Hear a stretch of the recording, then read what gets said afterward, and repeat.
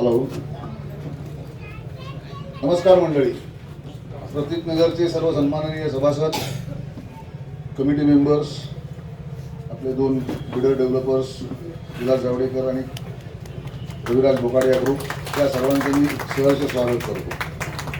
मी architect Nitin Ranade, मेरी tree development कन्सल्टंटचा technical director आणि आमचे active dashing architect करण मेहर. आज आपल्या भेटीचं प्रयोजन असं आहे की येत्या रविवारी आपलं बिल्डर्सचं दोन फायनल बिल्डर्सचं प्रेझेंटेशन आपल्याकडे अरेंज करण्यात आलेलं आहे. आता त्यातला कोणी पहिलं करायचं आणि कोणी दुसरं करायचं याच्यासाठी आपण लकी ड्रॉ काढणार आहोत. म्हणजे कोणावरती अन्याय केला किंवा काही सिटिंग लावलं वगैरे असं कन्सल्टंटवर पण आरोप व्हायला नको, कमिटीवर पण नको. त्यामुळे आम्ही असा एक पर्याय सुचवला आहे की आम्ही चिठ्ठ्या बनवल्या. कुठल्या तरी लहान मुलाला सांगणार आणि त्यांनी येऊन एक चिठ्ठी पहिली उचलायची.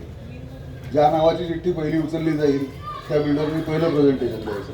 साहजिकच दोनच असल्यामुळे दुसऱ्या बिल्डरनी दुसऱ्यांदा डेव्हलपरचं प्रेझेंटेशन द्यायचं. रूल्स परत एकदा सांगतो. दोन डेव्हलपर्सपैकी कोणी पहिलं द्यायचं आणि कोणी दुसऱ्या नंबरला द्यायचं याच्यासाठी आपण कोणत्या तरी लहान मुलाच्या हस्ते लॉटरी म्हणजे चिठ्ठी उडवणार आहोत. जी चिठ्ठी पहिली उचलली जाईल ज्या बिल्डरच्या नावाची त्याचं प्रेझेंटेशन पहिलं असेल. दोनच असल्यामुळे साहजिकच आहे दुसरा आहे त्याचा दुसऱ्या नंबरला होईल. आपण ही प्रोसेस पहिली करून घेऊ आणि मग त्यांच्या ज्या नो रिग्रेट ऑफर्स मागवल्या त्यांनी त्यांच्या लेखी ऑफर्स आणलेले आहेत ते आपण ओपन करून तुमच्यासमोर वाचून टाकू.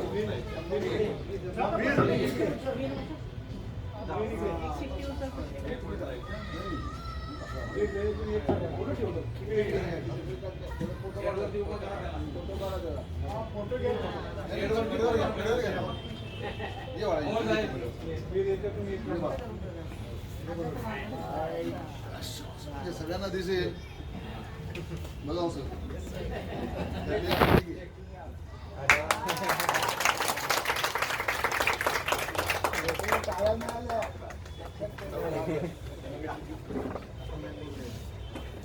त्यांना पहिलं दाखवतो.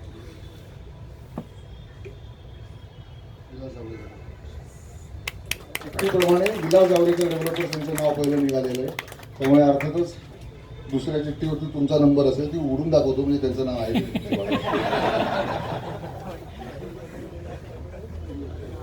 रविराज डेव्हलपर्स त्या दोन चिठ्ठ्या म्हणजे दोन्हीवरती वेगळी नावं आहेत हे तुमच्या माहितीसाठी. येते का फोटो मध्ये फोटो काढून दाखवतो परवडा. आता हा प्रश्न निकाली लागलेला आहे की प्रेझेंटेशन त्या दिवशी दोनपैकी जावडेकर ग्रुप पहिलं प्रेझेंटेशन देईल, दुसरं प्रेझेंटेशन रविराज बोकाडे देईल. आता आपल्याला बोलूच आहे दाखवूया. या दोन ऑफर्सचे लिफाफे आलेले आहेत. नो रिग्रेट ऑफर्सचे सील्ड आहेत. विलास जावडेकरांचा होता, हा रविराज ग्रुपचा आहे. आता आपण दोन्ही पार्टीजचे त्याच्यावरती फाउंड सील्ड असं सही घेऊ. आपल्या सोसायटीतर्फे दोघांनी कोणीतरी येऊन सही करा की हे सील्ड आहे. मग तुमच्यासमोर आपण ते ओपन करू. कमिटी मेंबर्स ओपन करतील. फाउंड सील्ड आणि सही करा. फाउंड सील्ड आणि सही करा.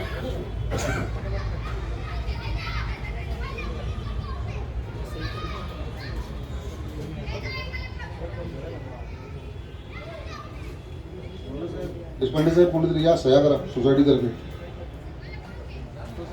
कोणी या, कोणी चालेल, कोणी मेंबर चालेल, कोणी चालेल. सही करून नाव नंबर खाली लिहा. म्हणजे आपल्याला तुमचे रेकॉर्डला लिहिताना तुमची नावं लिहिता येतील. फ्लॅट नंबर, नाव, टेलिफोन नंबर. हा तुमचं नाव नंबर पाहिजे.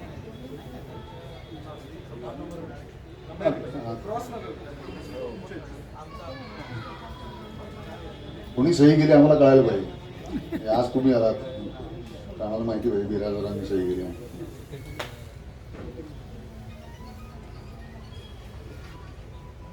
मोबाईल नंबर पण द्या.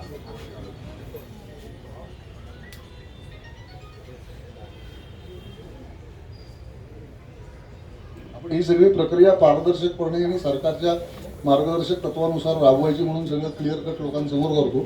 त्याचा फायदा एक असतो की कोणालाही ऑब्जेक्शन यायला राहत नाही. आपण त्याचे फोटो काढतो. आपले काका नेहमीप्रमाणे व्हिडिओ शूटिंग करतात. असं म्हणजे उद्या कोणी दुसरा मेंबर जो आज येऊ शकला नाही त्यांनी विचारलं तर आपण त्यांना व्हिडिओ दाखवू शकतो.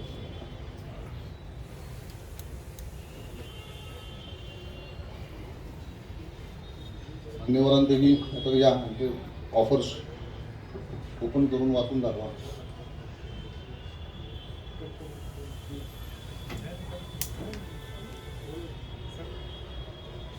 कोणी 2 मेंबरने या आणि फक्त आतलं कट होणार नाही तेवढं बघून ते ऑफर ओपन करून द्या.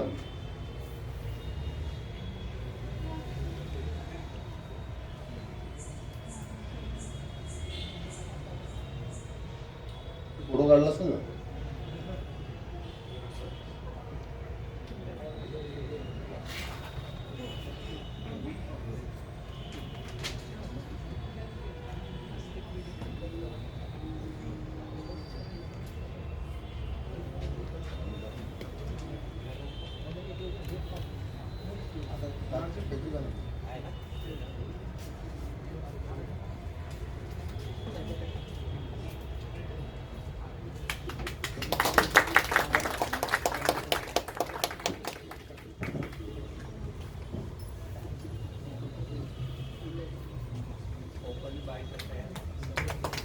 फोटो काढा जरा. फोटो समोर करा.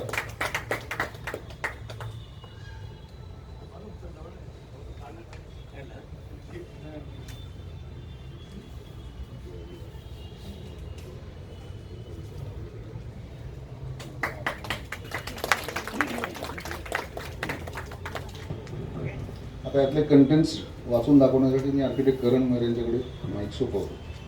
धन्यवाद.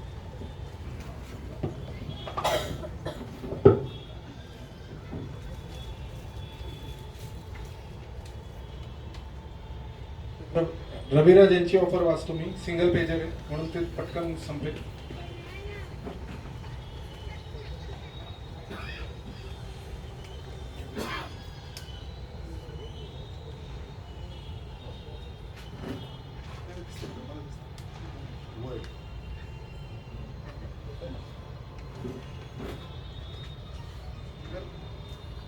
एक्झिस्टिंग कार्पेट एरिया आपला जो काय होता त्याच्यावरती ऑफर आहे त्यांच्या. कार्पेट एरिया फ्लॅटवरती 144%चा राईज देत आहेत ते. अटॅच टेरेसवरती 144%चा राईज देत आहेत. शॉप्सवरती 144%चा राईज देत आहेत. लॉफ्टवरती पण 144%चा राईज देत आहेत. आणि बेसमेंटवरती त्यांनी म्हटलंय we will give commercial area of same size. म्हणजे जितका बेसमेंट एरिया आहे त्या बेसमेंट एरियाचा सेम साईजचा कमर्शियल एरियामध्ये कन्वर्ट करून देईल. No escalation. म्हणजे वाढ अशी काय आम्ही त्याच्यावरती प्रपोज करत नाही.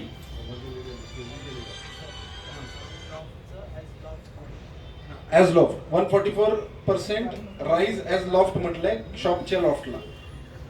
बेसमेंटचा तसा विषय की त्यांना एस्केलेशन देत नाहीये पण त्यांचं कमर्शियल मध्ये कन्वर्ट करून देत आहे. ऑफिस कमर्शियल बाकी सगळं कॉन्स्टंटच दिसतंय. पुढचं तेवढंच याच्यात चेंजेस दिसतात. बाकी सगळं कॉन्स्टंट आहे 144ची. आणि अजून एक विषय चेंज केलाय त्यांनी की स्प्लिट फ्लॅटसाठी काय आपल्याला एक फ्लॅटचे 2 फ्लॅट जर करायचे असतील तर किती खर्च येईल विचारलं होतं. त्यावेळेस आपल्या ऑफरमध्ये काय आलं होतं की आयत्या वेळी ठरवू जे काही म्हणजे ॲट कॉस्ट येईल म्हणजे कन्स्ट्रक्शनच्या वेळी आपल्याला कळेल. पण आता त्यांच्याकडून नील असं लिहून आलंय खाली. म्हणजे ते कुठली कॉस्ट देणार नाही. नेक्स्ट मी विलास जावडेकर यांची ऑफर वाचतोय. तर सगळा एरिया 100% कन्सिडर्ड आहे.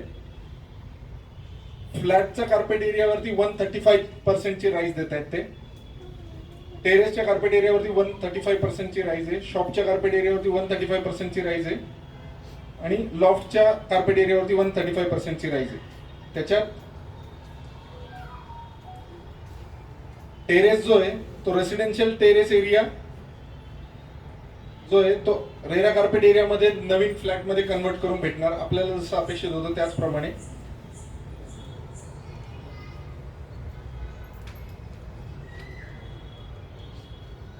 आपल्याकडे एक कमर्शियल युनिट आहे, कमर्शियल ऑफिसचं युनिट आहे, सिंगल युनिट आहे. त्या सिंगल युनिटचं लागून जे टेरेस आहे ते कमर्शियल प्रिमायसेसमध्येच त्यांना जर टेरेस पाहिजे असेल तर ते तिथंच काढून देणार असं ते म्हणतायत. लॉफ्ट बाबत ते म्हणतायत की लॉफ्टला प्रपोर्शन लॉफ्टमध्येच कन्वर्ट करून देणार, म्हणजे खालची ऑफर खालच्या ह्याला लागू आहे, वरची ऑफर वरच्या, म्हणजे शॉप जे खालचं आहे त्याला शॉपची ऑफर 200ची असेल, त्याच्यावरती 200चं जर शॉप असेल त्याच्यावरती 135चा राहील, आणि वरती 100चा लॉफ्ट असेल त्याच्यावरती 135%चा राहील.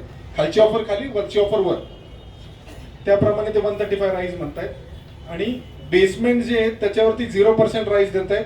त्यांचं त्याच्यावर स्पष्टीकरण असं आहे, since this is not an allotted area in FSI, म्हणजे पूर्वीच्या सँक्शन प्लॅन मध्ये तो विषय FSI मध्ये नव्हता, म्हणून त्याच्यावरती आम्ही काय वाढ देत नाहीये. We are not offering any additional area to the basement and have accordingly revise the additional areas of other component.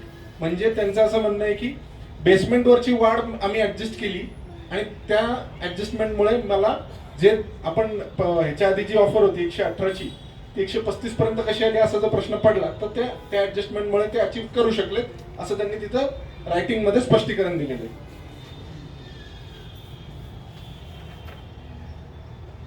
Next discounted rate. आपल्याला एक्स्ट्रा काय परचेस करायचं असेल, आता मला ह्याच्यातलं माहिती नाही कुठलं चेंज झाले काय, मी जस्ट वाचून घेतो. मी याचा एक कंपॅरेटिव्ह बनवून रात्री किंवा उद्या सकाळपर्यंत ग्रुपवरती टाकून देईल, तुम्हाला ते कंपॅरेटिव्ह चार्ट पण बघता येईल. सध्या मी रफ ह्याच्यात पटापटा वाचून घेतो. 15,000 रुपये per square feet of carpet area आपल्याला डिस्काउंट म्हणून देणार आहे, म्हणजे तो सेलेबल एक बरोबर 11,700 पर्यंत सेलेबल येतो त्याचा, म्हणजे 12,500 पर्यंतचा सेलेबल एरिया येतो. नंतर 5% म्हणजे आपलं जे काही डिझाईन प्रमाणे फ्लॅट बसेल त्याच्या 5% डिस्काउंट ऍप्लिकेबल असेल. म्हणजे 1000 स्क्वेअर फुटाचा जर फ्लॅट बसत असेल तर 50 स्क्वेअर फुटापर्यंतचा डिस्काउंट तुम्हाला ऍप्लिकेबल राहील. नंतर कमर्शियल स्पेसेससाठी डिस्काउंटेड एरिया, मेन रोड्स वरती जे शॉप आहेत त्यांना 30,000 रुपये per square feet of carpet एरियावरती प्रपोज करता येते, आणि इंटरनल रोडच्या शॉप्सला 25,000 per square feet of carpet एरियावरती प्रपोज करता येते. त्यांना पण 5%चाच रूल लागू आहे की जो तुमचा कार्पेट एरिया येईल त्याच्या 5% कॅल्क्युलेट केला जाईल, तिथपर्यंतच तुम्हाला मॅक्सिमम डिस्काउंट ऍप्लिकेबल असेल. नंतर बायबॅक रेट, म्हणजे आपल्यापैकी जर का कोणाला काय विकायचं असेल तर सेम रेट ऍप्लिकेबल होते. म्हणजे त्यांचा जो कंपोनंट आहे त्या कंपोनंटला जी किंमत ते म्हणतायत तेच आपल्या कंपोनंटला सुद्धा किंमत लावतात. म्हणजे 15,000ला तेही विकणार आपल्याला, 15,000ला आपलाही एरिया विकत घेणार फ्लॅटचा. मेन रोडच्या शॉपचा 30,000 तेही विकणार, आणि 30,000 आपलाही विकत घेणार. आणि आतल्या शॉप्सला 25-25 दोन्ही ठिकाणी त्यांनी कॉन्स्टंट रेट ठेवले. आणि बेसमेंटसाठी काय बायबॅकची ऑफर सध्या तरी ते प्रपोज करत नाही. नंतर बाकीचे क्लॉज होते ते पण पटपट वाचतो मी, की शेजारचा प्लॉट जर अमलगमेंट करायचा असेल तर आपल्या कन्सेंट शिवाय अमलगमेंट करायचं नाही असं आपण सांगितलं होतं, तर त्याला ऍग्री येते पहिल्यापासून, त्याच्यात काही चेंजेस नाही. Cost of splitting flats into 2 or more त्याला ते नील म्हणतायत. म्हणजे पहिले ऍडजस्टमेंट होणार होती पण आता तसं काही नाहीये, 0 करून टाकले त्यांनी पण. चॉईस ऑफ न्यू फ्लॅट्स आपले असेल, आपण चूज करणार आपले फ्लॅट्स कुठे असतील, त्याला ते ऍग्री करतायत. तर त्याच्यावरती त्यांचं रिमार्क असा आहे की final allotment list to be given by PMC on behalf of the society. म्हणजे तुम्ही तुमची अलॉटमेंट करा पहिले, आम्ही हे अलॉट केले ते आम्हाला कळवा, आणि नंतरचे आम्ही मेंबर सोबत इंटरॅक्ट करणार नाही असं त्यांनी लिहून दिले. No individual interaction with members for selection. म्हणजे तुम्ही तुमच्या लेवलला अलॉट करा, आम्हाला कळवा, उरलेले आम्ही विकायला काढू, असं त्यांचा कॉल आहे. नंतर रेसिडेन्शियल टू कमर्शियलचं प्रपोजिशन कसं असू शकतं ते विचारलेलं असताना त्यांनी आत्ता लिहून पाठवलंय की एक 75-25चा प्रपोर्शन राहू शकतो. तो व्हेरिएशन मध्ये राहू, फायनल प्रोडक्टला व्हेरिएशन राहू शकतो, म्हणून त्यांनी आता 70 ते 75 किंवा 25 ते 30 म्हणजे जसं डिझाईन बसेल फायनल डिझाईन त्याच्यावरती व्हेरी होईल असं त्यांचं लिहून आलेलं आहे. नंतर आपल्या जर का कुठल्या रेसिडेन्शियल फ्लॅट ओनरला कमर्शियल मध्ये कन्व्हर्शन करून घ्यायचं असेल तर ते पॉसिबल आहे का? तर ते येस म्हणतायत. As per buyback option offered above, म्हणजे तसं कन्व्हर्जन पॉसिबल आहे त्यांच्या केसमध्ये.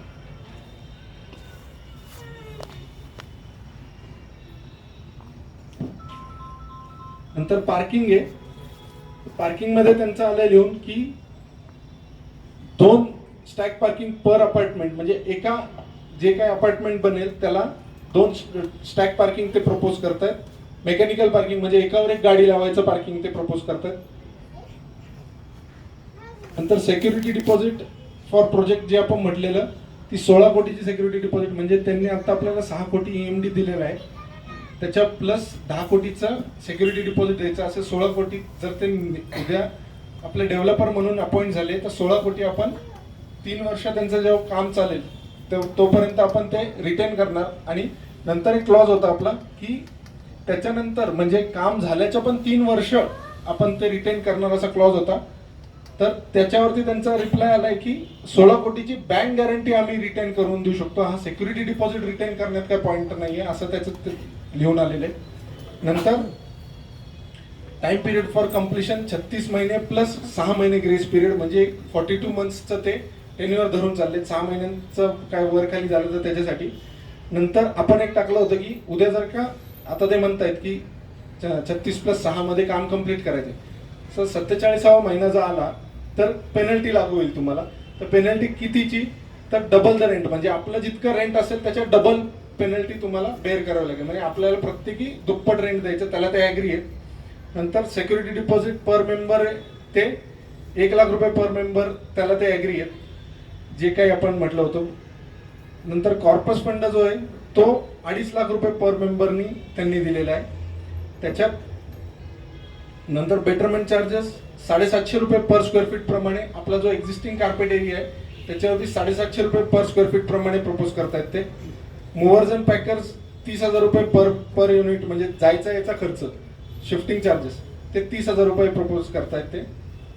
नंतर आपल्याला जर का दुसरीकडे घर शोधायला लागलं तर ब्रोकर जर का बघायला लागला तर त्याचं ब्रोकरेज सुद्धा यांनी बेअर करायचं असं आपण टाकलं होतं. तर 1 महिन्याचं जे रेंट असेल ते रेंट हे बेअर करतील असं सांगतायत ते.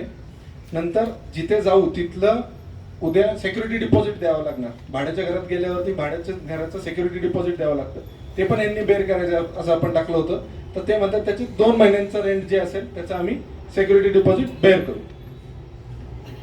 नंतर भाडे करार जो करावा लागतो त्या भाडे कराराचा खर्च सुद्धा यांनी बेअर करायचा असं आपण सांगितलं होतं, तर ते सुद्धा ते ॲग्री करतायत. नंतर भाडं किती प्रपोज करतायत? तर रेसिडेन्शियल म्हणजे फ्लॅट्सला 50 रुपये पर स्क्वेअर फीट प्रमाणे भाडं म्हणतायत. कमर्शियल शॉप जे मेन रोड फेसिंग आहेत त्यांना 250 रुपये पर स्क्वेअर फीटनी, इंटरनल रोड फेसिंगला 150 रुपये per square feet, professional office आहे त्याला 90 रुपीज पर स्क्वेअर फीट आणि बेसमेंटला 40 रुपीज पर स्क्वेअर फीट, अशा प्रमाणे हे प्रपोज करतायत. तर रेंट जे आहे ते पूर्ण तुमचा जेवढा केवढा एरिया आहे, म्हणजे 400चं घर आहे आणि 100चं टेरेस आहे तर 500 वरती रेंट प्रपोज करतायत ते. लॉफ्ट वरती पण समजा 200चं शॉपमध्ये 200चा शॉप आहे आणि 100चा लॉफ्ट आहे तर 300 वरती रेंट प्रपोज करतायत ते, असं त्यांनी लिहून दिलेलं आहे. 10% भाडेवाढ करून देणार ते, त्याला पण येस आहे. आपला जो काही स्टॅम्प ड्युटी GST उद्या जो काही भरणा येईल तो सगळा आपल्या वतीने त्यांनी भरायचा असं आपण टाकलं होतं, तर ते भरणार आहे. नंतर उद्या जे काही प्रोफेशनल्स ते ह्या प्रोजेक्टवरती लावतील, मग कोणी आर्किटेक्ट आणू, बाहेरच्या देशातला RCC consultant, MEP consultant, fire consultant, CA, advocates, ही सगळी फौज जी काही तुला आणायची त्याचे सगळे पैसे तुम्ही तुमचे बेअर करायचे. सोसायटीकडून, फेडरेशनकडून ह्याचे चार्जेस मागितले जाणार नाही, त्याला ते ॲग्री आहेत. नंतर जी प्रोजेक्ट मॅनेजमेंट कन्सल्टंटची फीज आहे, म्हणजे जी आमची मेरिटची फीज, ती सुद्धा त्यांनी बेअर करायची असं आपण टाकलेलं होतं, त्यालाही ते ॲग्री आहेत. बँक गॅरंटी किती देणार? तर 50 करोडची बँक गॅरंटी ते आपल्याला देत आहेत. नंतर फुल पोटेन्शियलचा सँक्शन प्लॅन केल्याशिवाय आपण घर सोडणार नाही असं सांगितलं होतं, त्याला ते ॲग्री आहेत. म्हणजे पूर्ण जे उद्या समजा इथं 25 मजल्यांची बिल्डिंग बनवायची, त्या 25 मजल्यांचं कॉर्पोरेशनला सँक्शन करून आणायची बिल्डिंग, मग आपण आपल्या जुन्या घराचा ताबा देणार, मग जाऊन त्यांना पत्रे लावायची परवानगी देणार, त्याच्या आधी त्यांनी पत्रेही लावायचे नाहीत आपल्या इथं. तर नेक्स्ट आहे आपण फ्लोर टू फ्लोर हाईट जी आहे ती रेसिडेन्शियलला 10 फूट सांगितली होती, तर ते म्हणतात स्लॅब टू स्लॅब 3 मीटर देऊ आम्ही, आणि कमर्शियलसाठी मॅक्सिमम लिगल हाईट अलाउड जे काही नियमावलीप्रमाणे आम्हाला देता येईल ते देऊ, कमर्शियलला लिहून आले. तर पुढचं आधी सगळंच ॲग्री होतं, जो का कॅपिटल गेन क्लॉज होता, म्हणजे आपल्याला 36 महिन्यात जर पोझिशन नाही भेटलं तर आपल्याला कॅपिटल गेन जर लागला तर तो त्यांनी बेअर करायचा, त्याला ते आधी ॲग्री होते, आत्ताही ॲग्री आहेत. जे काही टॅक्सेस उद्या या कन्स्ट्रक्शन पिरियडमध्ये आपल्या प्लॉटवरती येणार आहेत, कमर्शियल टॅक्सेस, ते सगळे त्यांनी बेअर करायचे, त्याला ते ॲग्री आहेत. उद्या जर का नियमावली बदलली आणि FSI मध्ये वाढ काय झाली तर FSI मधली वाढ आपल्याला प्रोपोर्शनेटली ते शेअर करतील, त्याला ते ॲग्री आहेत. हा प्रोजेक्ट आपण त्यांना दिला जर का, तर उद्या त्यांनी कुणाला तरी थर्ड पार्टीला असाइन नाही करायचं, त्यांना दिला त्यांनीच करायचं असं आपण टाकलं होतं, त्याला ते ॲग्री आहेत. परत हँडलिंग ऑफ लिगल चॅलेंजेसला, म्हणजे उद्या जर का काही ड्युरिंग कन्स्ट्रक्शन पिरियड काही लिगल चॅलेंजेस उद्भवले तर त्याचं ते त्यांनीच हे करायचे, हँडल करायचे. त्याच्यावरती त्यांनी असं लिहून पाठवलंय, आम्हाला काम मिळायच्या आधी, म्हणजे कॉस्ट ऑफ एक्झिस्टिंग लिटिगेशन्स, म्हणजे आत्ता जे असतील ते तुम्ही तुमचं बघून घ्या, मला काम मिळाल्याच्या नंतर मी सगळं हँडल करेन. नंतर टर्मिनेशन क्लॉज, म्हणजे उद्या जर का आपल्याला ब्रीच ऑफ कॉन्ट्रॅक्ट काहीतरी त्यांनी केला, आपल्याला 10 गोष्टी ठरल्यात, त्यातल्या 5च गोष्टी त्यांनी करायचं ठरवलं, आपल्याला फसवलं वगैरे, तर आपण त्यांना टर्मिनेट करू शकतो, तर त्याला ते ॲग्री आहेत. नंतर आपण त्यांना सांगितलं होतं की उद्या वेकेशन जेव्हा म्हणजे आपल्याला सोसायटी खाली करायची, तर ते खाली करण्यासाठी काहीतरी एखादा प्लॅन द्या, तर ते म्हणतात की आम्ही प्लॅन सँक्शन झाल्याच्या 45 डेज प्रायर इंटिमेशन देऊ की प्लॅन सँक्शन होणार आहे, आणि तुम्हाला 75 डेज दिले जातील प्रिमायसेस वेकेट करण्यासाठी, असं त्यांनी लिहून दिलेलं आहे. त्यांचं लास्ट ॲडिशनल आलेलं आहे, extra special benefits to members exclusively by Vilas Javdekar developers. तर ते काय ते मी वाचतो. All Pratik Nagar existing members residential and commercial will be given a 4-year maintenance holiday from the date of handover occupancy certificate. So थोड़ा सा आपकी इसमें एक्सप्लेन करूँ. काही कॉमन एरियाचा मेंटेनन्स असेल ना, ती 4 वर्षासाठी आम्ही बेअर करू. मेंबर्सला काही मेंटेनन्सचा खर्च येईल, विल नॉट बी चार्ज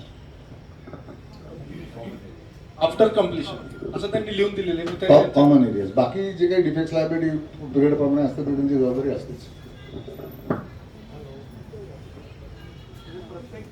आणि जस्ट एक ऍडअप करतो, सेकंड क्लॉज असा आहे, जर तुम्ही, आपण काय म्हटलंय, फ्लॅट चॉईस माझ्याकडे ठेवा, त्यांनी दिली फ्लॅट चॉईस. जी लोक पहिल्या 7 मजल्यात राहतील त्यांच्यासाठी त्यांनी दिले 9 वर्षाचा मेंटेनन्स आम्ही बेअर करू. आलं लक्षात, बोनस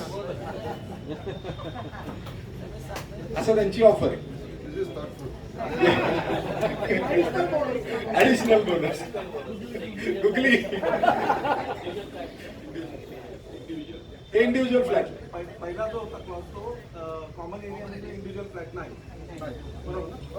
कॉमन एरिया, तुम्हाला कॉमन एरियाचे जो काय मेंटेनन्स तुमच्या वाटेला येईल तो तुम्ही पद्धतीने सांगतो. आपण आता इथे बसलोय, हा कॉमन एरिया, सरांनी आम्हाला चहाला त्यांच्या घरी बोलवलं तर तो प्रायव्हेट एरिया,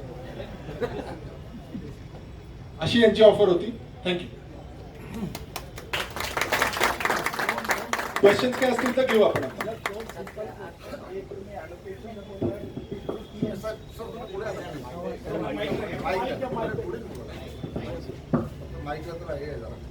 हॅलो, 2 प्रश्न. एक म्हणजे अलोकेशनचं थ्रू PMC ना, सोसायटी PMC ला कळवणार, PMC यांना कळवणार. बरोबर, सोबत PMC will take care of it. Yes. पण सेकंड वन 7व्या मजल्यापर्यंत 9 वर्ष, त्याला विसरू नका. 4 वर्ष कॉमनचं सांगितलं. 7व्या मजल्याच्या वरच्या लोकांना मेंटेनन्स मध्ये हॉलिडे नाही.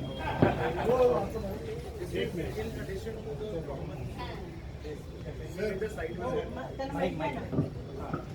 Wien we did the site visit आपण बघितलं असेल आमचे सगळे प्रोजेक्ट्सला थोडे गेस्ट स्वीट्स असतात, ॲम्फी थिएटर असतात, तो रेंट वेगळा, तो सोसायटीची अर्निंग तो वेगळी.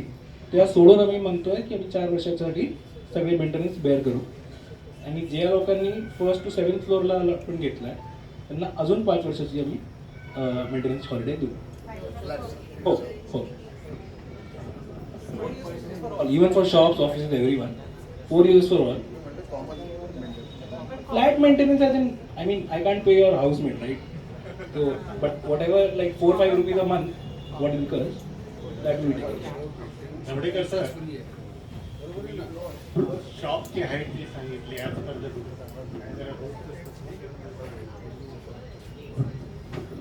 So, sir, as per unified rules, the UDCPR, and Karan can correct me if I'm wrong, 4.2 meters slab to slab is the maximum height that is currently permissible without getting additional FSI. Means, if my area is 100, if my unit is less than or equal to 4.2 meters, they count it as 100 only. The moment I do 4.5 meters, instead of 100, they count 150. तर काय होतो, आमचा area कमी होतो जे आम्हाला सँक्शनला भेटत आहे. So from that perspective, however in certain cases they get special permission, ते मिळू पण शकतात. तर आपण ट्राय करू काय असेल. आणि काय रूल्स जर चेंज झाले, आजच्या तारखेला कारण 4.2 ना, 4.8 पण आहे ना. 4.8 नियम नाही, 6 मीटर पर्यंत डायरेक्ट नियम आहे. मेजरमेंट केलं तरी करता येतं, पण मध्ये FSI मध्ये मोजायला लागतं सांगितलं. ही जी वाढ सांगितलेली आहे तुम्ही,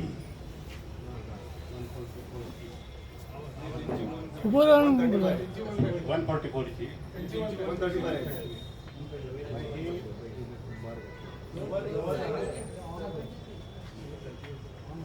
त्याचा खालचा बेसचं किती एरिया येऊ शकतं आणि वरचा किती? ते आपण आपल्या ह्याच्यात ते आलेलंच आहे. आपला जो सगळ्यासमोर सांगू द्या ना त्यांना. ते प्रत्येकाचं नको आहे. ज्यांना 200 खालचा आहे, 100 वरती आहे, पण सगळ्यांना सांगू द्या ना ते. नाही सांगतो. आता समजा एखाद्याचं दुकान तळमजल्यावरती 200 फूट आहे, तर ती वाढ 144 फूट 200 वर तळमजल्यावरच मिळेल. आणि लॉफ्ट समजा 100 फूट असेल तर त्याच्यावरची 144 वाढ 100 वरती 144% मिळेल. खालच्याची हाईट किती आणि वरची किती हाईट? लॉफ्टच्या वरती किती हाईट आणि खालची किती आहे? लॉफ्टच्या वरती साधारण 1.5 to 1.6 मिळेल आणि खाली 2.4 मिळेल. कॉर्पोरेशनचा नियम असा आहे, मला जे काही थोडाफार अनुभव आहे 40 वर्षाचा, त्यावेळेस मला असं कळतं की माणूस लॉफ्टवरती उभा राहू शकला नाही पाहिजे असा नियम आहे. आणि अशा बारीक म्हणजे किंवा एखाद्या इंडिव्हिज्युअलच्या ह्याच्यासाठी जेव्हा नकाशे तिथे दाखल होतील त्यावेळेला आपल्याला तिथे त्याचं इंटरप्रिटेशन करून काही सवलत मिळवता तिथे प्रयत्न करता येईल. सगळ्यांना असं सांगून त्यांनी कळणारही नाही कोणाला, पण त्यातून अडचणी आणि विनाकारण गैरसमज होतो.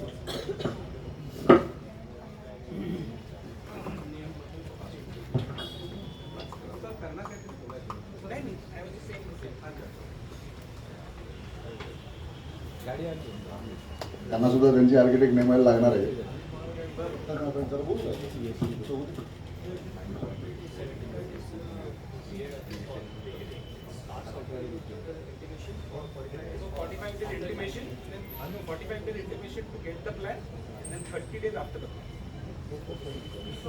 नकाशे मंजूर होण्याच्या अगोदर 45 दिवस ते आपल्याला कळवतील की साधारण 45 दिवसामध्ये नकाशे मान्य होतील. आणि त्याच्यानंतर अजून 30 दिवसामध्ये म्हणजे एकूण 45 आणि 75 दिवसामध्ये तुम्ही शिफ्टिंगची तयारी करायची. आणि ऑल सेड अँड डन, बिल्डरनी कोणीही निवडला जावं तरी तुम्ही तुमचे आहे ते फ्लॅट कधी सोडायचे आणि कधी चाव्या देऊन त्यांना ताबा द्यायचा, त्याच्यासाठी वेळोवेळी योग्य ते मार्गदर्शन तुम्हाला मेरिट तर्फे केलं जाईल. कारण काही गोष्टी अशा असतात की ज्या त्यातल्या टेक्निकॅलिटीज किंवा लिगॅलिटीज तुम्हाला सर्वसाधारणपणे अनुभवाचा काही भाग येत नाही. पण आम्ही इन डे आउट बऱ्याच सोसायट्यांची काम करत असल्यामुळे सोसायटीच्या सभासदांनी अस्तित्वातले फ्लॅट कधी सोडावे त्याच्याबद्दल योग्य मार्गदर्शन सोसायटीच्या हिताचं आम्ही वेळोवेळी करू. तुम्ही काळजी करू नका, निश्चिंत राहा. कोणाचे काही अजून प्रश्न आहेत का? नाही तर मग काही थोडंफार मलाही काही बोलायचं आहे याच्यामध्ये. मंडळी असाल प्रश्न तर विचारा जरूर. रेशन ह्याच्यात न जाता प्रेमाइसेस स्वतःच्या ह्याच्यात जर राहायला गेलं तर भाडी वगैरे सगळी मिळणार त्याचा काही आपल्याला फटका नाही पडणार, भाडं लागू राहतं. ॲग्रीमेंट वगैरे दाखवा वगैरे असं काही पर्पलची तशी कंडिशन होती. या 2 फायनलिस्टमध्ये तशी कुठलीही कंडिशन नाही आहे. तुम्हाला फक्त भाडं मिळेल आणि तुमचं जायचं यायचं जे काही ट्रान्सपोर्टचं काही मिळेल. Everything I will get all काय डिपॉझिट नाही मिळणार, भाड्याची जागा नाही घेतलं डिपॉझिट कसं मिळणार? तुम्ही भाड्याची जागा घेणार नाही तर डिपॉझिट नक्की नाही मिळणार, पण भाडं मिळेल. म्हणजे अरे वा, फार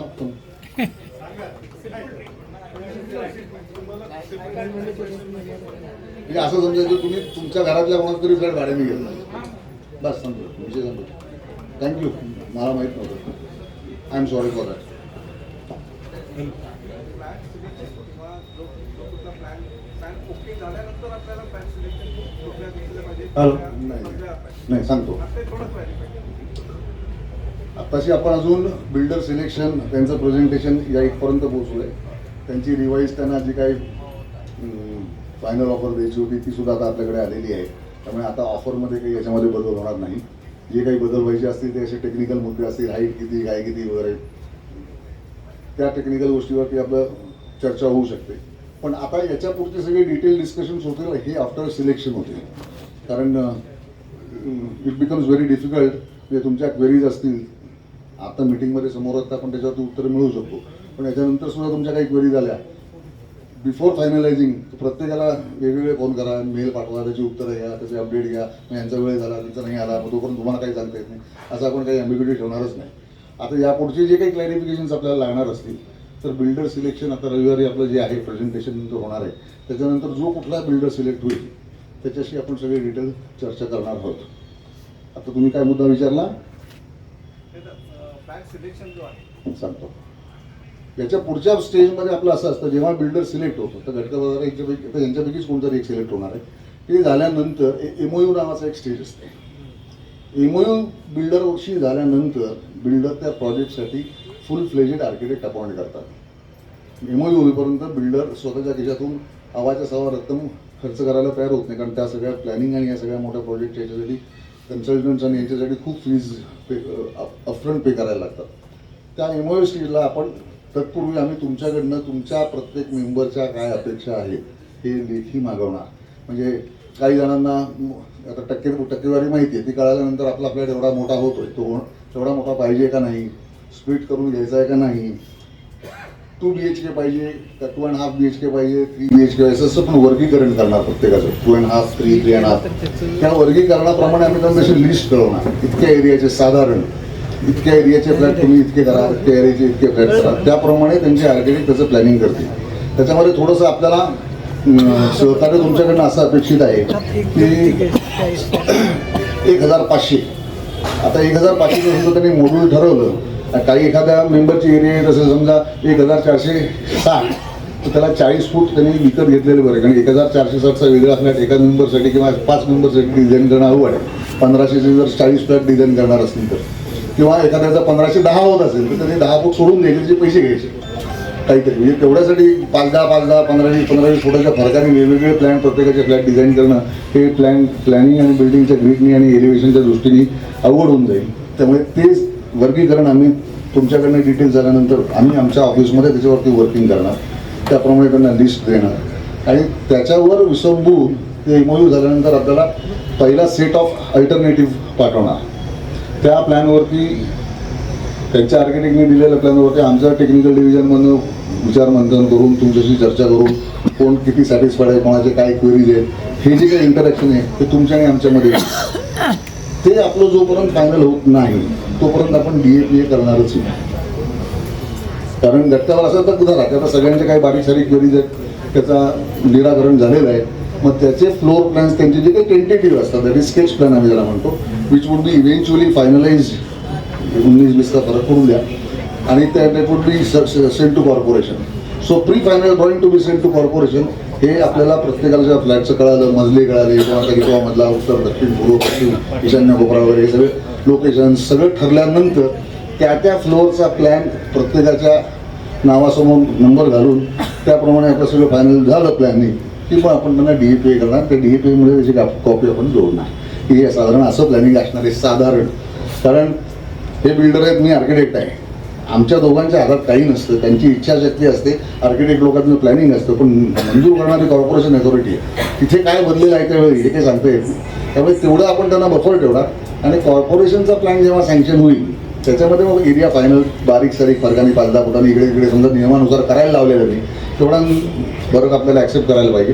कारण त्यांची म्हणजे कुठल्याही बिल्डरची आणि कन्सल्टंट म्हणून आमचं कायम काम असं असतं की we have to satisfy all of you, majority of you. पण त्याच्यामध्ये आमच्याकडनं तुमची जशी अपेक्षा आहे की यांनी उत्तम काम करावं, यांच्याकडनं तुमची अपेक्षा आहे यांनी उत्तम तुम्हाला पाहिजे तसं द्यावं, तशी आमची अशी अपेक्षा आहे की तुमच्याकडनं आम्हाला सहकार्य मिळेल. कारण शेवटी काय आपल्याला सोसायटीचं काम उत्तम प्रमाणात मार्गी लावायचं आहे. आम्हाला तुमच्या सहकार्याची खूप गरज लागणार आहे. तेव्हा तेवढी आम्हाला मदत करा त्यावेळेला. आणि तो प्लॅन फायनल झाला की मग त्याची कॉपी लावून आपण इंडिव्हिज्युअल ॲग्रीमेंट करणार. तुमची जी काही तुमच्या याची जी स्टॅम्प ड्युटी असणार आहे ते बिल्डरने अगोदरच भरलेली असणार आहे. त्यामुळे तुम्हाला इंडिव्हिज्युअल फ्लॅटची जी ॲग्रीमेंट करतील ज्याला आपण PAAA म्हणतो, परमनंट अल्टरनेटिव्ह अकोमोडेशन ॲग्रीमेंट, ते प्रत्येकाचं करायचं आणि मग चावी घेऊन घर मोकळं करायचं. त्यासाठी मी अगोदर 45 दिवस आणि नंतर 30 दिवसाचं 75 दिवसाचं हे दिलेलं आहे. म्हणजे प्लॅन कॉर्पोरेशनमधनं फायनल शिक्का मारून यायच्या आधी आम्ही परत एकदा तो तपासून बघणार की बाबा या आपल्या सगळ्या अपेक्षा पूर्ण होत आहेत की नाही, कोणाचे काही कन्सर्न्स ॲड्रेस करायचे राहिलेत का. त्याला दोन्ही बिल्डर्स सहकार्य नक्की करतील. कारण दोघांचं त्या फील्डमध्ये नाव या स्टेज ह्याच्यावरती अतिशय उत्तम आहे. त्यामुळे ते सहकार्य आपल्याला मिळेलच. आणि मग त्याच्यानंतर प्लॅन पास झाला की मग पुढची कार्यवाही मग अशी सगळी कर्णधारांनी सांगितल्याप्रमाणे पुढच्या 30 दिवसात तुम्ही इमिजिएबली तुमची जागा व्हेकेट करायची. आणि in the interest of the societies overall development त्यांना जागेवरती काम करण्यासाठी संपूर्ण पीसफुल वेकेंट पोझिशन लागणार. Unless otherwise if corporation by any chance insists on some phase programming, जे बिल्डरच्या किंवा आपल्या हातात असतं तसं नाही.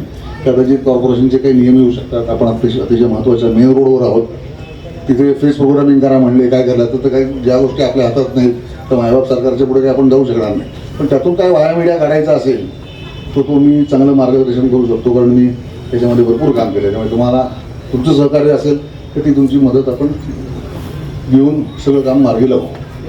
फेस म्हणजे फेस प्लॅनिंग म्हणजे ज्या वेळेला ज्या ठिकाणी एकदम सगळ्यांना वेकेट करणं शक्य नसेल तर. आता या स्टेजमध्ये असं आहे की बिल्डर दोघांनी तुम्हाला अपेक्षित भाडं तुम्हाला दिलं आहे. आता सध्याचा सिनॅरिओ पाहता कुठलाच बिल्डर किंवा आता जे काही चाललं आहे स्वतः लोकांना भाड्याचे फ्लॅट बघून वगैरे देत नाही. तुम्ही तुमच्या सोयीचा फ्लॅट बघायचा, भाडं बिल्डर देतो ते घ्यायचं, त्याच्यापेक्षा कमी मिळालं, कमी भाड्याची जागा मिळाली फायदा तुमचा, जास्तीची मिळाली तेवढे वरचे पैसे पदरचे घालायचे. कारण बिल्डर जर सगळ्या असे 250 मेंबर्सना वगैरे जागा पाहणीचं काम करायला लागलं तर बिल्डिंग कधी वागणार. त्यामुळे हा त्यातला सहकार्याचा एक भाग आहे. त्यामुळे एक ते ज्यांनी आपापल्या हे करायचं. आणि असं बरेचदा काही असतं की अजिबात कुठे जाणं शक्यच होत नाही. मग त्याची काही दुसरी पर्यायी व्यवस्था करता येते का, त्यांनी प्रोजेक्ट किती हॅम्पर होऊ शकतो. पुण्यामध्ये फेस प्रोग्रामिंगला परवानगी द्यायचा अजून असा काय ठोस नियम तर काही त्यातनं मार्ग मी काढू शकतो, तो विषय नाही. पण असा छापील नियम असा नाही आहे. मुंबईमध्ये आहे. कारण मुंबईमध्ये दुसरीकडे जागा देण्यासाठीची व्यवस्थाच नाही, कारण जागा लँड अवेलेबल नाही आहे. पुण्यामध्ये फॉर्च्युनेटली अजून तरी अशी परिस्थिती नाही की लोकांना जागा मिळणार नाही. फक्त मला कोथरूडच्या कोथरूडमध्येच जागा पाहिजे म्हटल्यानंतर जरा अवघड होईल. कारण ज्या अर्थी आपण रिडेव्हलपमेंट करतो त्या अर्थी इथे ऑलरेडी जागा ऑक्युपाईड आहे. त्यामुळे तुम्हाला कोथरूड किंवा जरा इथून थोडंसं लांब जाऊनच जागा घ्यायला लागणार आहे. मग अशी सर म्हणले जसं ज्यांचे स्वतःचे फ्लॅट आहेत त्यांना काही अडचण येणार नाही. त्यामुळे आपण असं अपेक्षित करूया की आपल्याला इथे फेस प्रोग्रामिंगची गरज लागणार नाही. प्रश्न फक्त कमर्शियलच्या याच्या बाबतीत येतो. जेव्हा केव्हा जो कोणी बिल्डर सिलेक्ट होईल त्याचं प्लॅन काय मंजूर होतात त्याप्रमाणे कमर्शियल लोकांच्यासाठी जर काही तडजोड करायची वेळ आली तर बिल्डर आणि ते कमर्शियल आहे आणि कॉर्पोरेशनचे लोकांना वेळ लागेल तिथे मदत करणारे आणि त्याच्यातनं आपण नक्की तोडगा काढू. एकच माझा प्रश्न आहे, नॉर्मल या सिच्युएशनला मिनिमम फ्लॅट साईज काय असू शकतो नॉर्मल म्हणजे अमरूल प्रमाणे Minimum flat size- समजा 2 बेडरूमचा फ्लॅट आहे तर normally what is the thumb rule ते किती 700 800 900 700 फूट तरी minimum size minimum 2 bedroom economy आपण म्हणतो हां इकडं म्हणजे आजच्या काळाप्रमाणे हो तेच म्हणजे साधारण मी 584 फूट सेलेबलचे 2 बेडरूमचे फ्लॅट काढलेले आहेत 1989 साली. लोक त्यावेळेची लोकांची गरज ती होती. सर बोला. 6 तारखेच्या कार्यक्रमाच्या निमित्तानं आपण सर्वजण पुन्हा एकत्र जमणार आहोत तिथे. तर त्याच्यासाठी जे काही मतदानाची प्रक्रिया आहे ती प्रत्येक बिल्डिंग वाईज आम्हाला आमच्या सोसायटीकडनं कळाले. मला अशी इच्छा आहे की PMCनी या संदर्भामधले जे काही नियम आहेत ते जरा थोडे सगळ्यांना एकदा समजावून सांगावे. आपल्याला तिथं हजर राहणं आणि आपण मतदान करणं किती महत्त्वाचं आहे हे कळू शकेल. अदरवाईज काय होतं की तुमच्या म्हणजे फ्रॉम हॉर्सेस माउथ किंवा काय हे चाललं तर ते जास्त बरं पडेल असं मला वाटतं. मी आता त्याच विषयाकडे वळणार होतो की आता हा विषय जर तुमच्या बारीक सारीक आणि एक छोटा प्रश्न फक्त विचारा.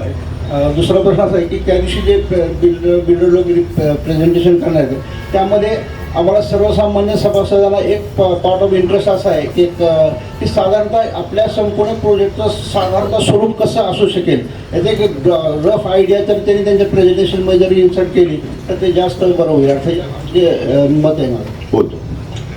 आता आपण आता अशा स्टेजला आहोत की हे सगळे तयारीनिशी बसलेच दार लावून म्हणजे त्यांची प्रेझेंटेशनची तयारी त्यांना करायला आपण वेळीच सांगितलेलं होतं.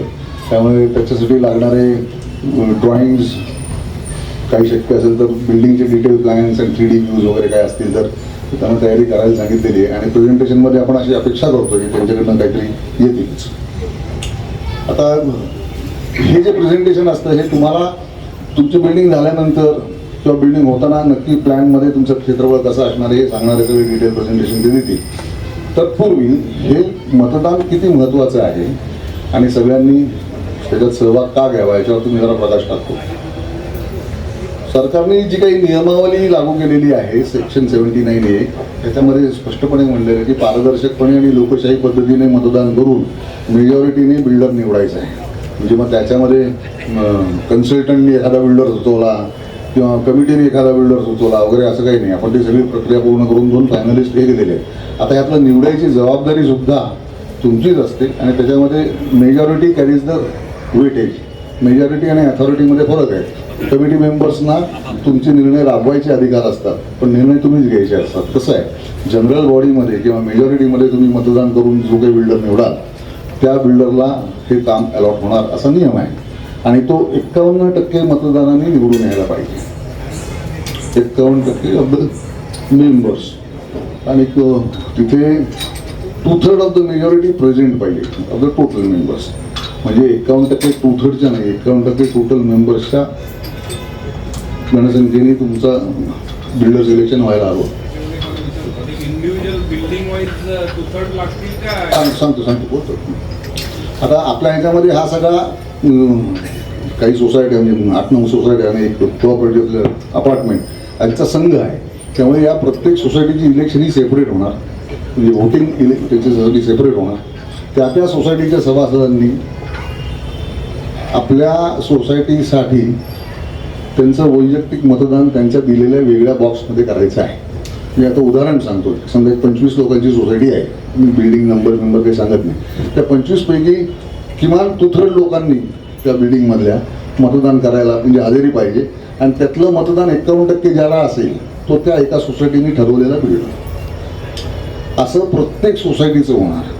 म्हणजे प्रत्येक सोसायटी आपल्या मेंबर्सच्या 2/3 मेजॉरिटीने हजर राहून मतदान करणार आणि त्यात 51% ज्याला मिळतील तो बिल्डर त्या सोसायटीला मान्य असलेला बिल्डर होईल. इव्हेंच्युअली काय होईल 51% of third का 51% of the whole? आता मगाशीच सांगितलं 51% of the WHO whole of the society members. आता तुम्ही लटकन 2/3 का 51 म्हणा. 2/3 प्रेझेंट पाहिजेत आणि 51चं वोटिंगने तुमची मेजॉरिटी यायला पाहिजे. अशा तुमच्या आता गटकावर धरू 10 सोसायटी आहे अपार्टमेंट आहे आपण ते सोडून देऊ. प्रत्येक मेंबर हा एक म्हणूनच गिनला मोजला जातो. शॉपसुद्धा एकच मेंबर फ्लॅटवाले सुद्धा एकच मेंबर, कमिटी मेंबर असेल तरी त्यालाही एकच मतदान, आणि मेंबर आणि ओनर याच्यामध्ये फरक असणार आहे. मतदान फक्त मेंबरला करता येईल. त्यामुळे ज्या लोकांना मतदानाला येणं शक्य नसेल, जे परगावी असतील, परदेशी असतील, त्यांचे असोसिएटचं तर सगळं काम मार्गी लागलं असेल, तर अशा मेंबर्स लोकांनी मतदान करायचं. त्यांच्या आयडेंटिटी कार्डची सगळ्यांची व्यवस्था आम्ही केलेली आहे. त्यामुळे ज्या त्या सभासदांनी आपल्या सोसायटीच्या बॉक्समध्ये आपल्या सोसायटी पुरतं 10पैकी 1 सोसायटी तुमची आहे त्याच्यापुरतं मतदान करायचं. प्रत्येक सोसायटीच्या 2/3 मेजॉरिटी कोरम अपेक्षित आहे, म्हणजे कंपल्सरीज आहे, आणि 51% मेजॉरिटीने बिल्डर सिलेक्ट झाला पाहिजे. अशा तुमच्या 10 आहेत सोसायटी आणि अपार्टमेंट मिळून. तर 10 लोकांच्या सगळ्यांच्या इंडिव्हिज्युअल मतदानानंतर त्याच्यामधले 2/3 तिथे हजर पाहिजे संघाच्या याच्यामध्ये, आणि त्यातल्या 51% लोकांनी त्या मेजॉरिटीतला जो कोण असेल तो बिल्डरचा मतदान करायचं. आलं लक्षात? म्हणजे आमच्या इथं अपार्टमेंटच्या ॲक्टनुसार आम्हाला काही मेंबरांनी सांगितलं कमिटीमधल्या की प्रत्येक युनिट होल्डर हा वेगळा आहे. बरोबर. आमचे जर 2-2 युनिट असतील तर त्याला एकच वोटिंग राईट्स आहे का 2 राईट्स आहेत ते क्लिअरिफिकेशन व्हावं.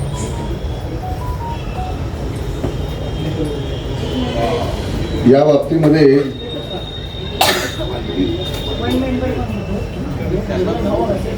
बाबतीमध्ये कायदेशीर तुम्हाला त्या इंडिव्हिज्युअल माणसासाठी वेगळा सल्ला मिळेल. इंडिव्हिज्युअल म्हणजे आमच्या अपार्टमेंटमध्ये 3 असे मेंबर आहेत त्यांचे 2-2 युनिट आहेत. मग आम्ही नक्की काय डिसाईड करायचं? प्रत्येकाला एकच राईट आहे का 2 युनिट आहेत? सांगतो. अपार्टमेंटमध्ये वोटिंगसाठी पर्सेंटेज ऑफ ओनरशिप असं म्हणलं जातं. तिथे नंबर ऑफ युनिट होल्डर्स हा विषय राहत नाही. आता गटकावर जरा माझं आणि करंटचं आमचं दोन्ही जम्बलिंग झालं. आता आमचं उदाहरण देतो, तुमच्यात काही वाद व्हायला नको म्हणून. माझं आणि करंटचं दोघांचं एक दुकान आहे. याचं 500 फुटाचं आहे, माझं 1000 फुटाचं आहे, आणि टोटल 10,000 फूट बांधकाम आहे. तर 10,000चे 1,000 मला 10% आणि याला 500 म्हणजे 5%. त्या हिशोबाने पर्सेंटेज वाईज त्याचा वोटचं वेटेज पकडलं जातं. त्यामुळे एकाच माणसाच्या नावावर 2 कमर्शियल युनिट असतील तर त्याच्या दोन्हीची क्षेत्रफळाची बेरीज करायची आणि त्याप्रमाणे त्याचं वोटचं वेटेज ठरायचं. असं त्या जी बिल्डिंग अपार्टमेंट असेल त्याचं, आणि तुमच्या ते डीड ऑफ डिक्लरेशनमध्ये तुमचं पर्सेंटेज आणि त्याचं वेटेज डिसाइडेड आहे. त्यामुळे काही तशी अडचण येणार नाही. फ्लॅट्सला 1 मेंबर 1 वोट. एकाच माणसाच्या नावावर, मी सांगतो परत एकदा, नवरा बायको नाही. म्हणजे मी नितीन रानडे आहे, माझ्याच नावावर 4 फ्लॅट आहेत, मला वोट एकच करता येणार. पण मी, माझी बायको, माझी 2 मुलं असे वेगवेगळ्या नावावर फ्लॅट असतील तर मला 4 मतदान करता येईल. 2 वेगळ्या सोसायटीमध्ये असेल तर करता येईल. तुम्ही त्या सोसायटीत करणार ना मतदान. सेम सोसायटीमध्ये जर 2 फ्लॅट असतील तर 1 तिसऱ्या गटामध्ये असेल तर 2 डिफरंट. हो, येस. कारण सोसायटी ही मुळातच एंटिटी वेगळी आहे. तुमचे प्रश्न? जे शॉप बनवून हे शॉप जे पुढचे पुढे काही जाणून मागे तर एक ते रुटी बाबा मागच्यांना पुढे मिळणार आहे, पुढच्यांना पुढे. कारण असं नको आहे की बाबा शॉप पुढच्याला फ्रंट आहे, नंतर बॅक साईड काय. आम्ही वेळोवेळी जे कोणी बिल्डर होते, आता फायनलिस्ट हे आल्यानंतर त्यांना सांगितलंय की जे फ्रंटला आहेत त्यांना फ्रंटलाच जाण्याची अपेक्षा आहे.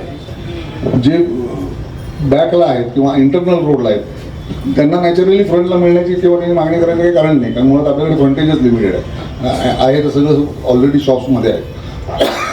मुळामध्ये सगळं फ्रंटेज एक्झिस्टिंग मेंबर्समध्ये असल्यामुळे मुळात बिल्डरलाच काही मिळणार नाही फ्रंटेजला, रिटेलला. त्यामुळे जे काही असेल आणि फ्रंट आहे ते एक्झिस्टिंग शॉपला दिल्यानंतर जे काही उरलं समजा फ्रंटेज नवीन डिझाईनप्रमाणे फ्रंटेजचं, तर मग तो बिल्डरचा कॉल असेल, जो सिलेक्ट होईल, त्याचं डिझाईन फायनल होईल. खूप लांबचा प्रवास आहे. पण आतल्या लोकांना त्यांनी त्यांच्या ऑफरमध्ये सांगितलं ना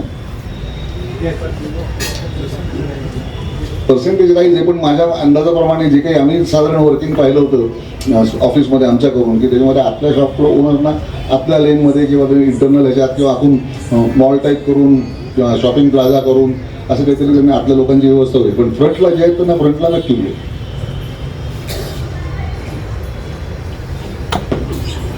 इंडिव्हिज्युअल डिझाईन म्हणजे कमर्शियल आणि रेसिडेन्शियल याच्या फ्लॅटवरती आपण बिल्डर सिलेक्शन नंतर चर्चा करूया, कारण नाही तर हे दोघं आत्ताच हे व्हायला लागतील. आपल्याला त्यांच्याकडनं चांगलं प्रेझेंटेशन अपेक्षित आहे.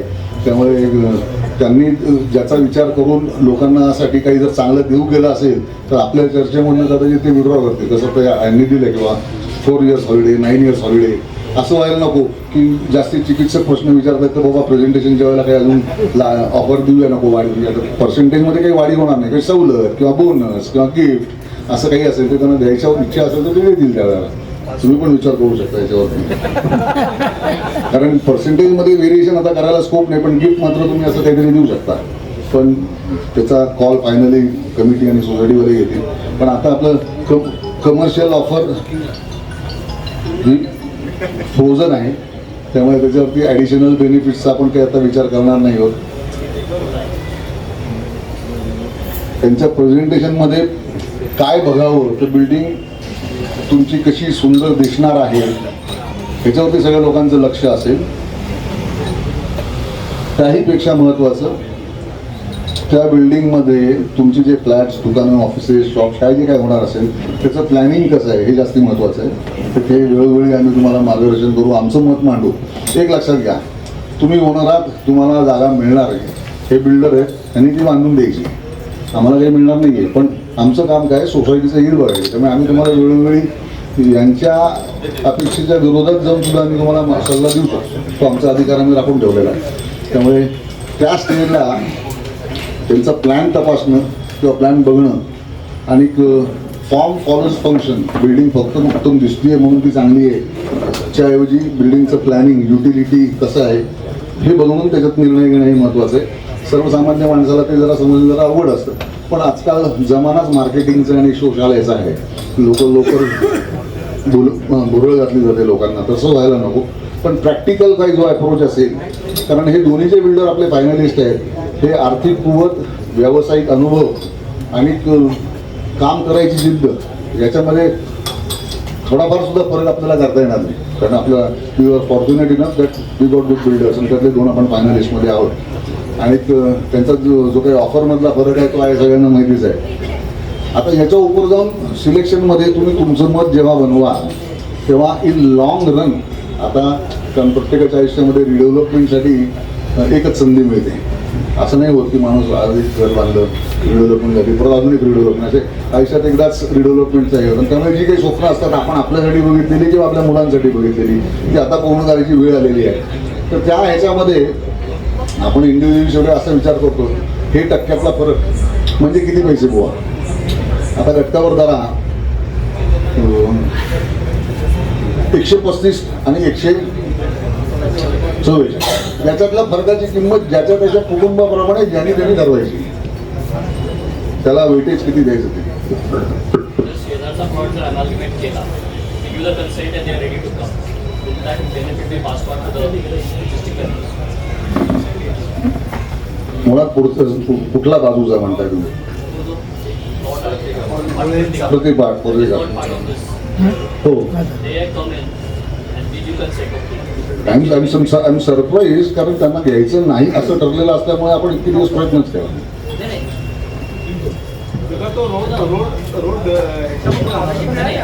आम्ही नाही, ते want to come and if we agree की बाबा ठीक आहे, तर मग त्यांना जे बेनिफिट्स आहेत ते पास ऑन होतील कामात. आता या स्टेजला तुम्ही हा विचार करणार असाल तर ते कधी येणार, मग तुमचं DAP कधी होणार, मग त्याचं ते टर्म्स कधी सेटल होणार. आता we are this the bus actually. Road winding जेव्हा होईल तेव्हा होईल आणि जाईल तेव्हा जाईल.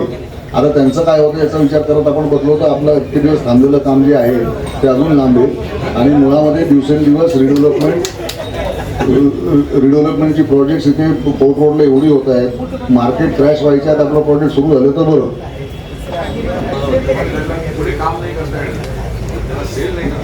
आता इथे तुम्ही विचार करा, सर्वत्र सोसायटी, आनंदनगर, आईकर, प्रतीकनगर, नंतर न्यू फ्रेंड्स, वनाज आणि अजून 2 मोठ्या सोसायट्या, इंदिरा नगरी वगैरे आणि इतर बाजूच्या इतके शेकडो फ्लॅट्स येणार आहेत, शेकडो नाही हजारो.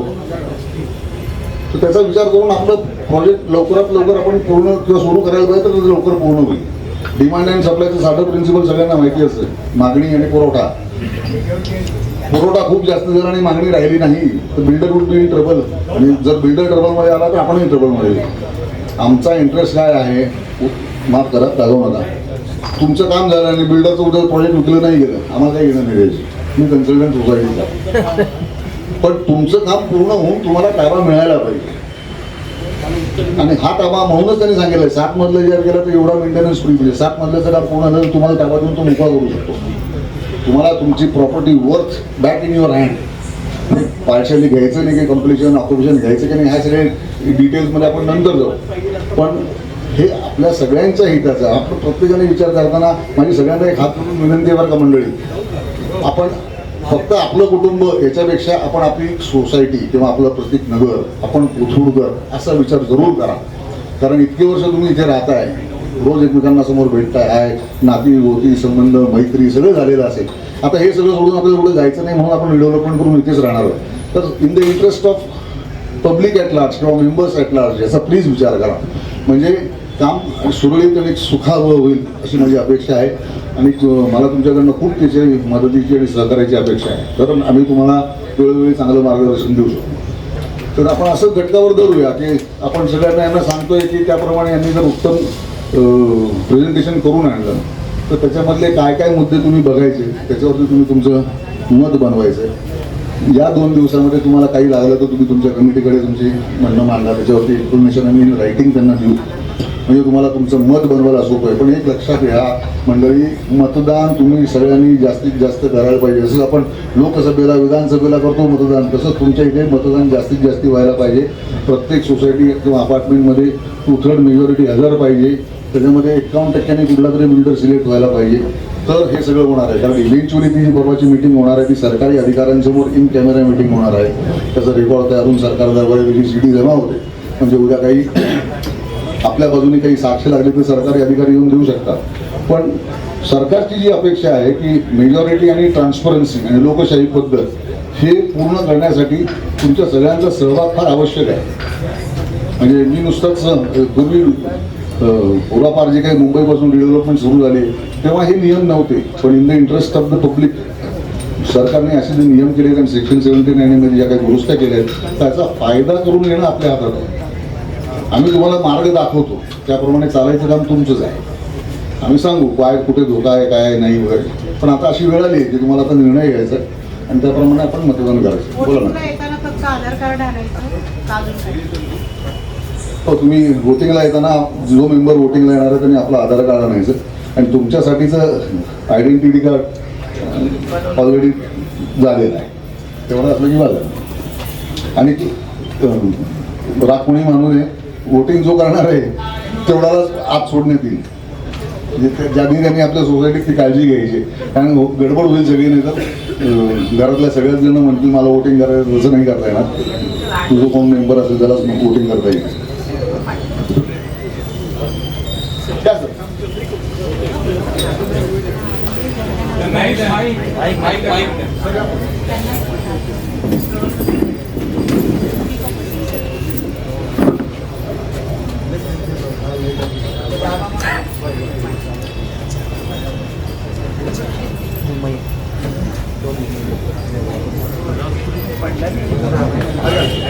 हॅलो सर, आता आपण बोलल्याप्रमाणे प्रत्येक अपार्टमेंट आत्ता आपल्याबरोबर नाही आहे. जर का भविष्यामध्ये ती आपल्याबरोबर आली तर आमच्या सोसायटीला त्याचा काय फायदा होईल का?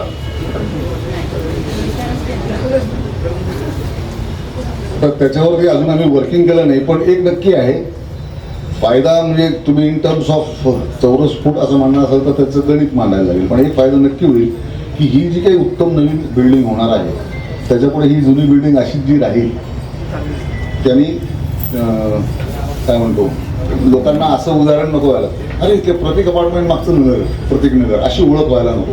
त्यामुळे समोरची बिल्डिंग आली तर अख्खा कॅम्पस ॲज वन दिसायला सुंदर दिसेल, त्याच्यावरती कुठला डाग राहणार नाही. नाहीतर मागेही इतकी सुंदर डेव्हलपमेंट झाली आणि पुढे ही जुनी बिल्डिंग अशीच राहिली. तर मला थोडीशी शंका जरा अशी आहे की इंडिव्हिज्युअल ते त्यांचं रिडेव्हलपमेंट करायचा विचार करू शकणार नाही, त्यांना कदाचित ते फिजिबल होणार नाही. पण तुम्हाला जो काही फायदा समजा इन टर्म्स ऑफ चौरस फूट अपेक्षित असेल तो जेव्हा येतील आणि किती लवकर येतील आणि किती लवकर त्यांना तुम्ही येऊ द्याल किंवा सोसायटीला आपण म्हणल्याप्रमाणे अमालगमेशनला बिल्डरला परवानगी देऊ, त्याच्यावरती तुम्ही निर्णय विचार करून ठरवता. आम्ही तर घेऊच त्यांना, पण त्याचा बेनिफिट आम्हाला मिळायला हवा. तो घ्यायचं म्हणल्यानंतर ते वर्किंग करायला पाहिजे. आणि सांगतो तुम्हाला आता परत आम्ही आमचं उदाहरण देतो. आम्ही दोघांनी समजा एकत्र करायचं ठरवलं तर जो काही फायदा होत असेल तर तो वाटून घ्यावा, एक साधारण गंमत अशी असते.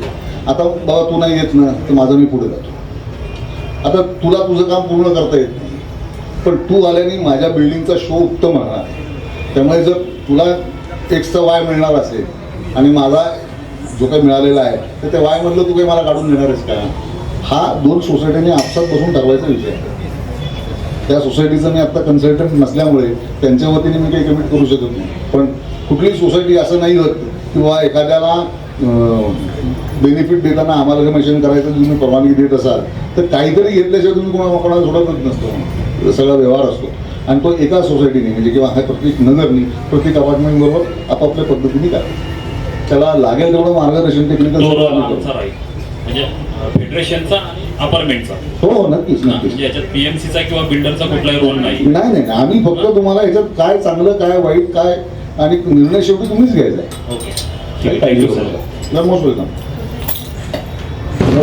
माझा प्रश्न असा आहे की माझा आता 1000 स्क्वेअर फूटचा फ्लॅट आहे, तो माझा होईल आता 2.5 किती होईल काय स्क्वेअर फूट, तर तो स्प्लिट करणार मी, तर मला पार्किंगचा विषय कसा राहणार आहे माझा?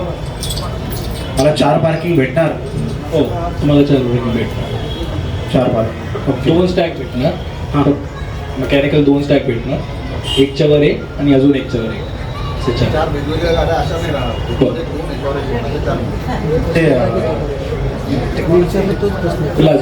विलास आणि यांचं काय? आता मी या कॅपॅसिटीमध्ये नाही की मी डिरेक्टली ते क्वेश्चन आन्सर करू. मी आमच्या डायरेक्टर सरांना विचारू. I get back to the PMs and they'll reply. तुम्ही ते लवकरात लवकर करा, कारण आता 2 दिवस हे सगळे विचार करणारच कोणाला मत द्यायचं. त्यामुळे इन युअर बेस्ट इंटरेस्ट तुम्ही लवकरात लवकर डायरेक्टर साहेबांशी बोला, लवकरात लवकर करा. अजून काय कोणाचा आहे काय इंडिव्हिज्युअल प्रश्न?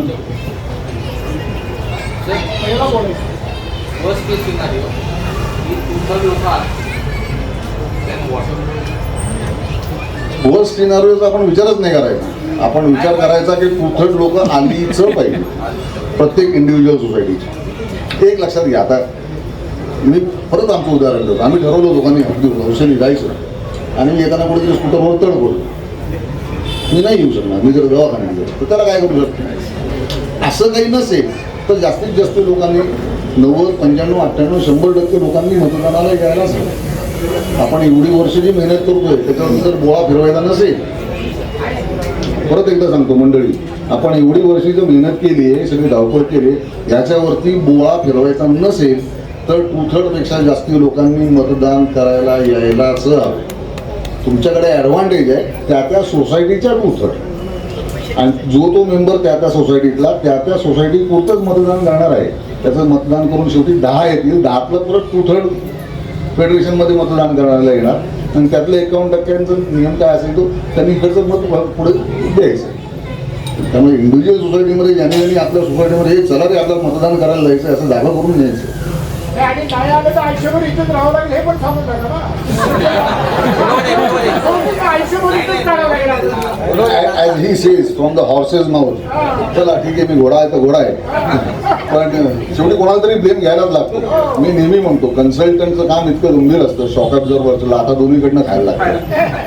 बंदुकीतनं गोळी सोडायची तर खांदा माझाच सुजवणार. त्यामुळे सर म्हणतात असं तुम्ही सांगा की जर तुमची 2/3 मेजॉरिटी झाली नाही तर हे सगळं बोंबलत जाईल. आणि परत होणार पण नाही हे पण सांगतो तुम्हाला. हे मात्र मी म्हणू शकत नाही, हे त्यांनी सांगितलं.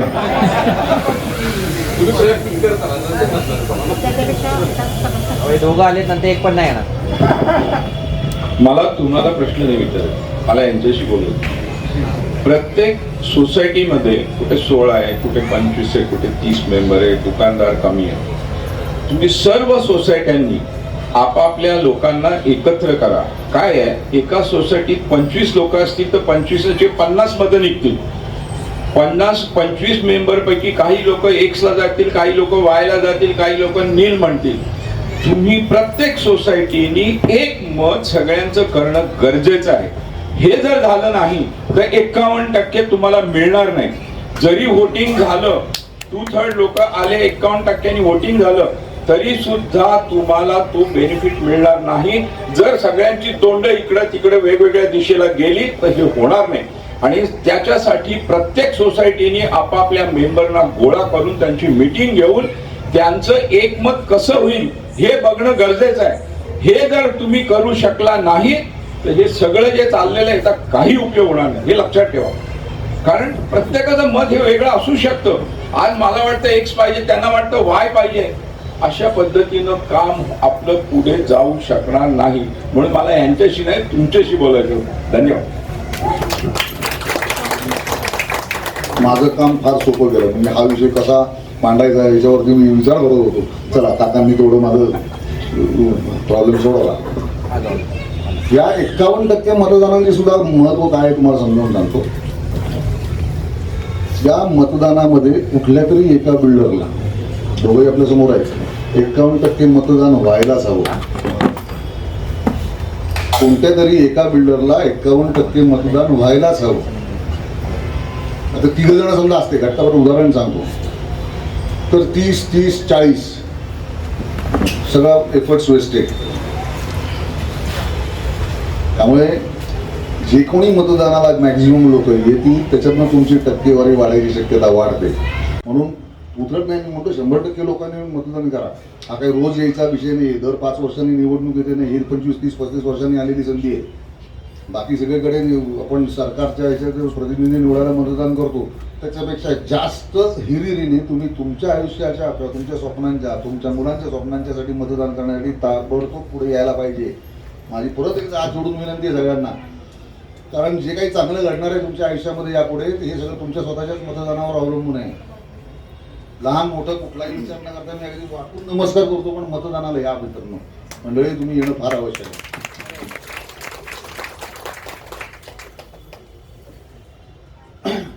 त्यामुळे काकांनी सांगितल्याप्रमाणे 51% मतदान होईलच. कोणी सरांनी सांगितल्याप्रमाणे की आपापसात ठरवून कोण कुठला तुमच्या आवडीचा वगैरे याच्यावरती विचार मंथन करा. सोसायटीमध्ये आपापल्या डिस्कस करून घ्या आणि त्याबरोबर त्या मतांनी त्या विचारांनी तुम्ही प्रेझेंटेशन बघायला या. मग त्याच्यामध्ये 1-2% प्लस मायनस म्हणजे आपल्या विचारात कोणाला किती पर्सेंटेज द्यायचं या विचाराने तर ते प्रेझेंटेशन बसून त्याच्यावरती तुम्हाला त्या दिवशी मतदान करायचं. त्यामुळे मतदान कोणाला करायचे सगळ्यांच्या या तुम्ही माहिती आहे. तुम्हाला सांगतो तुम्ही मराठी, कोथरूडकर, पुणे गावातून त्यावेळेला येऊन इथे राहायची हिंमत दाखवली, इथे सेटल झाली, इतके वर्ष राहिले. पौड रोडला महत्त्व कोणामुळे आलंय मंडळी तुम्ही कोणी सांगू शकता का प्लीज? नाही. तुम्ही सगळे इथे राहायला एवढे वर्ष म्हणून मेट्रो झाली. त्यामुळे तुमच्यामुळे पौड रोडला महत्त्व आलं हे लक्षात ठेवा. त्यामुळे एक लक्षात घ्या, तुम्ही तुमच्या स्वप्नांना आकार देण्यासाठी मतदान करायचे आणि या लोकॅलिटीचं महत्त्व तुमच्यामुळे वाढलेलं आहे. त्यामुळे तुम्ही मतदान करणं तितकंच महत्त्वाचं आहे. आणि हे दोन्ही तुल्यबळ असे बिल्डर आहेत आपल्याकडे की जी तुमची स्वप्न पूर्ण करण्याच्या केपॅबिलिटीचे आहेत. त्यामुळे बारीक सारीक गोष्टीमध्ये आपण काय तुमच्या पद्धतीने विचार करायचा असेल तो करा. पण दोन्ही फायनलिस्टमध्ये आता राहतो शेवटी प्रश्न तुमच्या ऑफरचा, तो ज्याचा त्याचा प्रश्न आहे. एका घरामध्ये 4 माणसांचं एकमत होत नाही, पण कुठेतरी एक निर्णय घ्यायला लागतो. जसा मुलांच्या शिक्षणाचा, मला मुलगा आर्किटेक्ट व्हावा मला वाटायचा, पण नाही झाला, IT मध्ये गेला. काय करू शकलो, पण उत्तम करिअर करतोय. चांगलं झालंच, त्यांनी योग्य वेळेला योग्य निर्णय घेतला आणि अनुमोदन दिलं. तसंच तुम्हाला आता तुमच्या आयुष्याचा, मुलांच्या स्वप्नांसाठी चांगला निर्णय घ्यायचा, तो निर्णय घ्या. म्हणजे तुमचा सगळा इथून पुढचाही प्रवास सुखावा करण्यासाठी आम्ही जी जानचे प्रयत्न करू, एवढं तुम्हाला नक्की सांगतो. आम्ही कुठेही कमी पडणार नाही. आमच्याकडे अनुभवाची शिदोरी आहे आणि मी तुम्हाला शब्द देतो की आमच्याकडनं तुम्हाला कायमस्वरूपी याच्यामध्ये लागेल तेवढी मदत मिळेल. धन्यवाद. बाकी ईश्वर तुमच्या पाठीराखा आहे.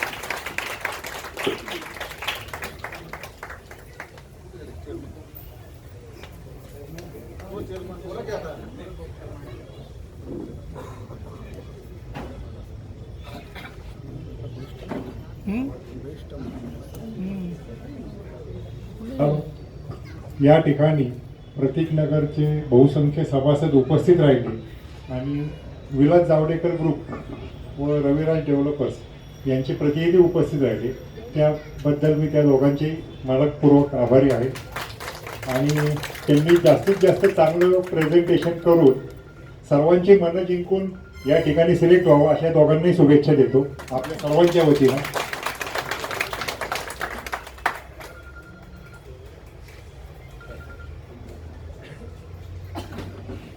मंडळी, आपल्या सगळ्यांचे आभार. आपण सर्वांनी पेशंटली आमचं म्हणणं ऐकून घेतलं.